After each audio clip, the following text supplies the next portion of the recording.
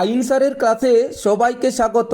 West Bengal school service কমিশনের group C এবং group ডির যে পরীক্ষা হয়েছিল তার অ্যান্সার কি কিছুদিন আগে দিয়েছে। ফাইনাল রেজাল্ট অর্থাৎ যে রেজাল্ট ইন্টারভিউর জন্য প্রকাশিত যে কোনো দিন হতে পারে। তো কিছুক্ষণ আগে দেখতে পেলাম যে WBCS এর গ্রুপ ডির রেজাল্ট প্রকাশিত হয়েছে। তো এই ভোটের আবহাওয়ার মধ্যেই তো আশা করি গ্রুপ সি এবং ডি এর রেজাল্টও কিন্তু দ্রুত প্রকাশ হবে। তো যারা পরীক্ষা দিয়েছিলেন তাদের উদ্দেশ্যে বলবো অবশ্যই কিন্তু এখন থেকে ইন্টারভিউর জন্য প্রিপারেশন নিতে হবে। না হলে কিন্তু যখন রেজাল্ট বার হবে তারপর থেকে কিন্তু সময় বেশি পাওয়া যাবে না। সেই জন্য আজকে কিছু গুরুত্বপূর্ণ এই যে স্পেশাল ইন্টারভিউর যে নোটস বা PDF যেগুলো প্রশ্ন বা যে ধরনের প্রশ্ন ইন্টারভিউ বোর্ডে করা হয় সেই রকম প্রশ্নই কিন্তু তৈরি করা হয়েছে। এই PDFগুলো নিয়ে পড়লে অবশ্যই কাজে লাগবে, আশা করি খুবই উপকৃত হবেন। তো এখন থেকে প্রিপারেশন কিন্তু নিতে হবে। এখন থেকে প্রিপারেশন না নিলে কিন্তু অবশ্যই ক্ষতি হয়ে যেতে পারে। তো যারা যারা ডাক পাবেন ভাবছেন, বেশি চিন্তা না করে অবশ্যই কিন্তু পড়াশোনা শুরু করুন। তো আমি বারবার বলবো, পড়াশোনা যদি করেন তার বিকল্প নেই।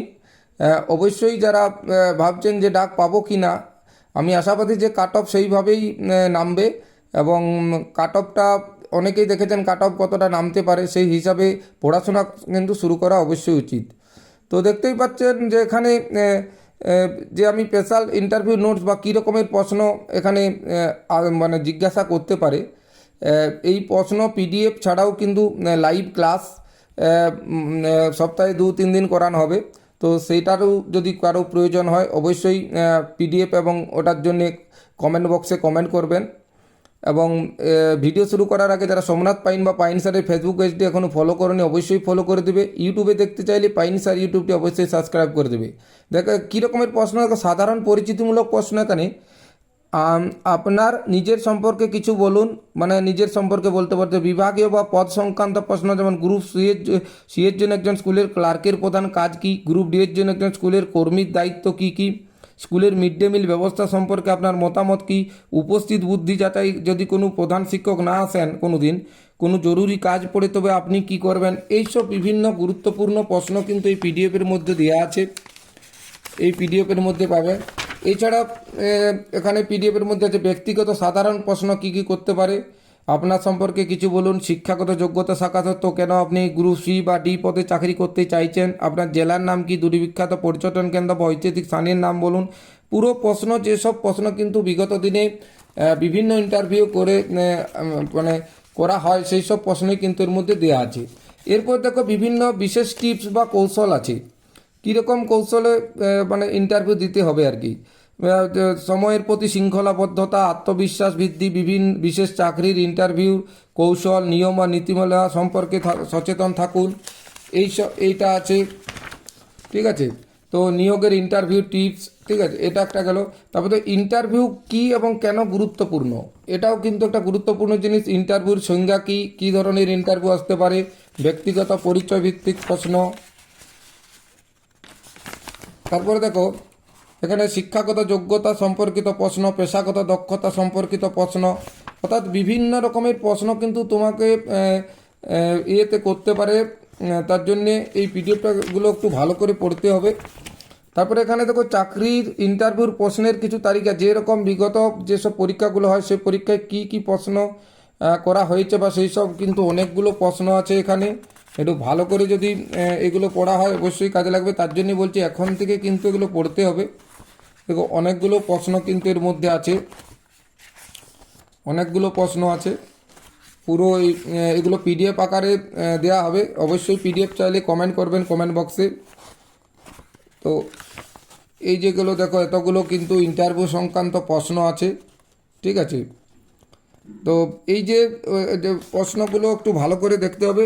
এই যে যেমন বলেছে আপনার সবচেয়ে বড় সাফল্য কী, আপনার সবচেয়ে বড় শক্তি কী, এইসব ব্যাপারগুলো। নিজের সম্পর্কে বলুন, এটা তো একবার দেখিয়েছি। এছাড়া দেখুন এখানে দেখুন জেনারেল নলেজ বা এইসব জিজ্ঞাসার মধ্যে পশ্চিমবঙ্গে SSK বা MSK বা সর্বশিক্ষা অভিযান থেকে কিছু প্রশ্ন কিন্তু করতেই পারেন, সেইগুলো একটু পড়তে হবে। তারপরে এখানে পশ্চিমবঙ্গের বিভিন্ন জেলাগুলো সম্পর্কে সংক্ষিপ্ত তথ্য, যেমন পশ্চিমবঙ্গের বাঁকুড়া জেলা, বীরভূম জেলা, বাঁকুড়া জেলার অন্যতম পর্যটন কেন্দ্র, বাঁকুড়া জেলায় কী নদী আছে, একটি উল্লেখযোগ্য ব্যক্তির নাম, পূর্ব বর্ধমান, পশ্চিম বর্ধমান, 23টি যে জেলা আছে সেই জেলা সম্বন্ধেও কিন্তু খুব সংক্ষিপ্তভাবে লেখা আছে। এগুলো পড়লেও কিন্তু ইন্টারভিউ জিজ্ঞাসা করতে পারে যে জেলা থেকে আপনি বিলং করবেন সেই জেলা সম্বন্ধে আপনাকে জেনে যেতেই হবে। তো এটা গেল।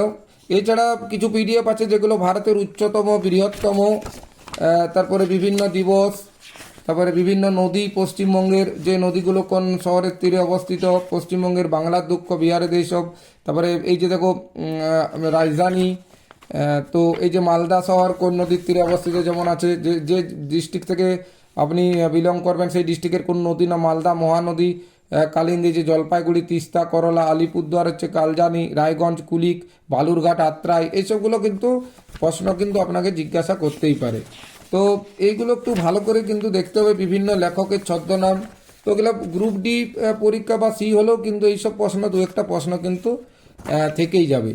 তো আমি বারবার বলবো এই পিডিএফগুলো নিয়ে এখন থেকে পড়াশোনা শুরু করুন। জাতীয় সঙ্গীত নিয়ে তোমাকে কিন্তু জিজ্ঞাসা করতে পারে, ভারতের জাতীয় সঙ্গীতের রচয়িতাকে, এই গানটি প্রথম কোন উপন্যাসে প্রকাশিত হয়, এই গানটি প্রথম কবে গাওয়া হয়, রঙগুলো কী রঙের কী প্রতীক, সেই সব এইসব বিভিন্ন প্রশ্ন কিন্তু আসবে। এরকম পিডিএফ কিন্তু আপনারা পাবেন।